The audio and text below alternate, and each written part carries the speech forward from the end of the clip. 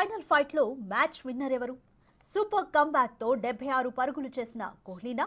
ఊహించని ప్లేస్లో వచ్చి 47 పరుగులతో అదరగొట్టిన అక్షర్ పటేలా? 3 4లు 1 6తో అత్యంత అవసరమైన 27 పరుగులు చేసిన దూబేనా? పొదుపుగా పరుగులిస్తూ కీలక వికెట్లు తీసిన బూమ్రానా? ఇండియన్ బౌలర్లపై విరుచుకుపడుతున్న క్లాసెన్ను క్లాస్గా అవుట్ చేసిన హార్దిక? అత్యంత కీలక సమయంలో అంతే అద్భుతంగా బౌలింగ్ వేసిన హర్షదీప్ సింగా? ఆఖరి ఓవర్లో అద్భుతమైన క్యాచ్తో మ్యాచ్ను కంప్లీట్గా మలుపు తిప్పిన సూర్యకుమార్ యాదవ్. తన కెప్టెన్సీ స్కిల్తో సూపర్ ప్రెషర్లో ఉన్న టీంను కూల్గా ముందుకు నడిపించిన కెప్టెన్ రోహిత. ఎవరు మ్యాచ్ విన్నర్? నిజానికి చాలా టఫ్ క్వశ్చన్ ఇది.